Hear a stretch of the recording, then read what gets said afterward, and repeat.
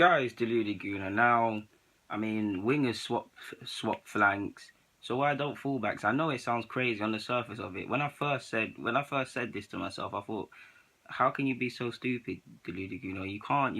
How can fullbacks switch positions in the same way that um that wingers do? That's preposterous. How could you do that? And then I thought to myself, at one point, playing one striker was forsaken. People swore you could only play two or whatever. They've now done it. People swore that you could only play a pivot. You could actually only play a pairing, four in midfield. Now you now see 4-3-3. People said that you couldn't play with any striker. People said that's preposterous. Now you see it's widespread that people are playing with a false nine, three at the back. These things, history always repeats itself. So there's many examples, whether you were born 50s, 40s, 60s, 70s, 80s, 90s, and 2000s. These things always, football just repeats itself and goes in cycles. So yeah, it probably could happen. Now, and another example, remember when fullbacks initially, when they meant to contribute, they meant to keep wide, to overlap and to add width. Then you saw the likes of Pep Guardiola, etc., telling their midfielders to go, their fullbacks to go inside and become basically centre mids. People mocked him for that and mocked other people for that because it wasn't just him. I know he gets a lot of praise, but he gets a lot of praise for things that other people were doing as well. Yeah, you see where I'm going with that. So when you go against the conventional, until it actually works, people will always critique you. But I saw a game. I think it was the under-19s there. Obviously, the England's under-19s I'm speaking about. They're at their age groups under-19s championships. And Jay Silva and Dijon Sterling, two Chelsea fullbacks who I believe could actually make it at Chelsea, especially Jay Silva, very good. But that's not the point of this. The manager switched them. One was playing fullback on both sides of fullback actually. One's left, one's right, of course. They can both play on either side. They switched them. The manager switched them on to swap sides. And I was intrigued by it. I mean, I know Dijon Sterling can play right back and left back, and I know Jay Silva won't have any problems. But I thought, why would you do that?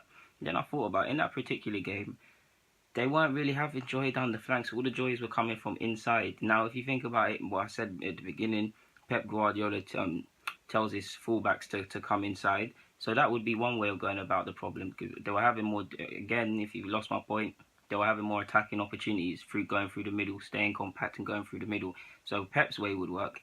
But what about changing the sides of the fullbacks? The manager changed both sides, put them fullbacks on either side. And because they're actually on either side, and that's not their native side in regards to their stronger foot, they're naturally going to cut inside. So if they cut inside more, what's going to happen? If they cut inside more, there's more opportunities because that's where the majority of the play goes.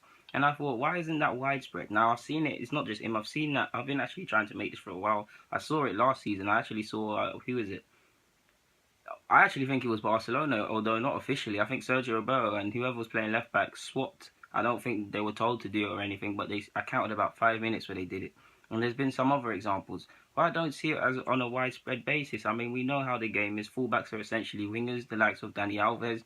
Before, fullbacks was all about defending. Now you basically had to be a winger. They basically got to be the fittest on the pitch. Arguably, fullbacks have a case of being the most important position and most important players on the pitch, on the basis that if your fullbacks run away and desert your defenders, you're going to see the problem. You're going to see it obviously because there's going to be a lot of space down the flanks and you're just going to get peppered. If your fullbacks don't contribute going forward, that's going to harm you as well because the opposition's wingers are going to they're not going to be pegged back because obviously if your fullbacks are not pressing on, they don't have a man to mark, so they naturally don't have to go back to their own goal. If they don't have to do that, of course they're going to stay in more threatening positions. So yeah, on that basis, there's a lot of things in regards to fullbacks. If you don't stop the crosses and things like that, you know what happens if your crossing is poor. So yeah, so why can't they swap? Why couldn't we see that more widespread? I mean, if we look at Barcelona of age a couple of years ago, Jordi Alba and Dani Alves. Of course, Dani Alves is not a left back and Jordi Alba is not a right back, but both are extremely good going forward. Both are basically like wingers. Imagine them cutting inside and swapping chances. Alba would come inside, probably pass it to Messi, etc. Alves would come inside. Maybe the likes of Marcelo and Carvajal, both fairly decent. Well, Carvajal's fairly decent going forward. Marcelo definitely great going forward. Imagine swapping them sides where they could cut in. It could be a thing, especially when you play three at the back, five at the back, no matter whatever way you look at it. At Arsenal, I'm looking at it as Of course, we've got Cos Lesney actually looks like an old school fullback, so I don't think it will happen. Monreal, maybe. And then we've got obviously Bellerin, who's decent going forward. Imagine swapping sides in when we've got three at the back, swapping sides, allowing them to cut in, making it harder for the defenders and the oppositions to read our game plan. Just overall unpredictability as well. I mean, it's a great talking point, I guess. Like I said at the beginning of this, one part of me thinks this is preposterous. How could you do that? But the other part of me thinks, why not? Many of the game's common things that are used by managers were once looked upon and frowned upon. So maybe we do see that in a couple of years. Who knows, guys? But yeah, I'm signing out. Tulu Laguna, get in the comments, subscribe. You guys know the drill. Thank you for watching.